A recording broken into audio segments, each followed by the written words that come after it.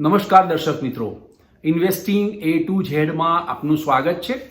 નાણાપ્રધાન નિર્મલા સીતારામન 1 ફેબ્રુઆરી અને શનિવારે 11 વાગે બજેટ રજૂ કરનાર છે। આ બજેટ માટે ખેડૂતોને, એગ્રીકલ્ચર સેક્ટરને ખૂબ મોટી આશા અને અપેક્ષા છે।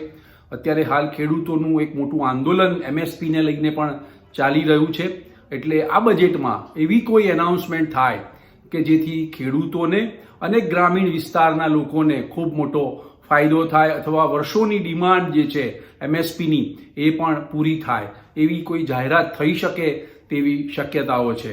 તો મિત્રો, ગત બજેટમાં એગ્રીકલ્ચર સેક્ટર માટે 1.32 લાખ કરોડની જોગવાઈ કરવામાં આવી હતી, એટલે એટલી રકમની ફાળવણી કરવામાં આવી હતી, જે આગલી સાલના બજેટ કરતાં 4.5% કરતાં વધારે હતી। પરંતુ એગ્રીકલ્ચર અને ગ્રામીણ વિસ્તારો પર ફોકસ કરવા માટે સરકાર આ વખતના બજેટમાં, એટલે કે બજેટ 2025 જે રજૂ થવાનું છે તેમાં 10%નો વધારો કરાય। જે બજેટનો ખર્ચ છે એગ્રીકલ્ચર સેક્ટર માટેની જોગવાઈ કરવાની છે એમાં 10%નો વધારો થઈ શકે છે। બીજું મિત્રો, કેન્દ્ર સરકાર કૃષિ ક્ષેત્ર અને ખેડૂતો ઉપર વધુ ધ્યાન રાખતી હોય છે દરેક બજેટમાં, અને ગ્રામીણ વિસ્તારો ઉપર પણ ફોકસ રાખતી હોય છે। તો આ વખતે પણ કૃષિ સેક્ટર અને ગ્રામીણ વિસ્તારો ઉપર વધુ ફોકસ કરશે, કારણ કે ભારત એક ખેતી પ્રધાન દેશ છે, એટલે ખેતીને પ્રાધાન્ય આપી અને બજેટમાં યોગ્ય જોગવાઈ અને યોગ્ય ફાળવણી પણ કરશે। મિત્રો, બજેટમાં કૃષિ સેક્ટરની અને ગ્રામીણ વિસ્તારોની કેટલીક માંગ પણ છે, આશા પણ છે, અપેક્ષા પણ છે। તો સૌપ્રથમ જોઈએ તો એગ્રીકલ્ચરમાં રિસર્ચ વધારવાની જોગવાઈ વધારવી જોઈએ, નવા બીજ વિકસાવવા જોઈએ, સ્ટેટ એગ્રીકલ્ચર રિસર્ચ લેબોરેટરીને રિસર્ચ માટે જરૂરી ફંડ ઉપલબ્ધ કરાવવું જોઈએ, સિંચાઈની સુવિધા, MSPની સિસ્ટમ ફરીથી, એટલે કે MSPની સિસ્ટમને વધુ મજબૂત બનાવવાની જરૂર છે।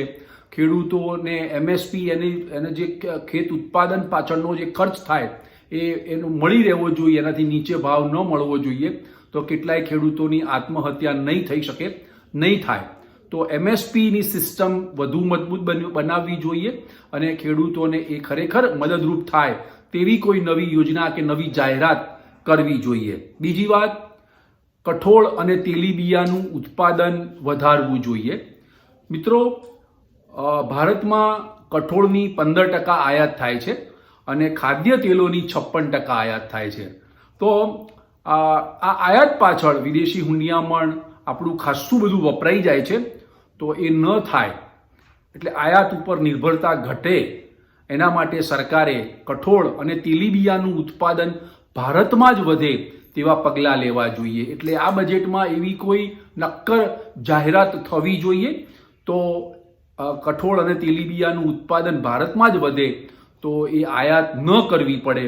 એટલે આ બંને, જે કઠોળ અને તેલીબિયાનું ઉત્પાદન કેમ વધે, સરકાર એવી કંઈક રાહતો આપે તો ખેડૂતો તેલીબિયાનું ઉત્પાદન કરવા માટે, ખાદ્ય તેલોનું ઉત્પાદન કરવા માટે વધુ મગફળી વાવે અથવા વધુ કઠોળ વાવે અને એના પૂરતા ભાવ મળી રહે એવી હૈયાધારણ આપવામાં આવે, અથવા એવો કોઈ ઇન્સ્યોરન્સ આપવામાં આવે, અથવા એવી કોઈ રાહત આપતી જાહેરાત કરવામાં આવે, તો ખેડૂતો જે છે એ કઠોળનું વાવેતર વધુ કરશે, તો કઠોળ આપણે આયાત કરવી પડશે નહીં, અને ખાદ્ય તેલોમાં તેલીબિયાનું ઉત્પાદન અહીંયા ગાડી થાય, તેલીબિયા વાવવામાં આવે તો ખાદ્ય તેલોનું વધુ ઉત્પાદન થાય, તો એ આયાત કરવું ન પડે। એટલે મિત્રો, આયાતની નિર્ભરતા ઘટે તો ભારતને ખાસી એવી વિદેશી હુંડિયામણની બચત થઈ શકે છે, એના રિઝર્વમાં પણ વધારો થઈ શકે છે। એટલે સરકાર આ વખતે કઠોળ અને તેલીબિયાનું ઉત્પાદન કેમ વધે તેના માટેના કોઈ ઠોસ નક્કર પગલાં લે તેવી એક શક્યતા પણ જોવાઈ રહી છે।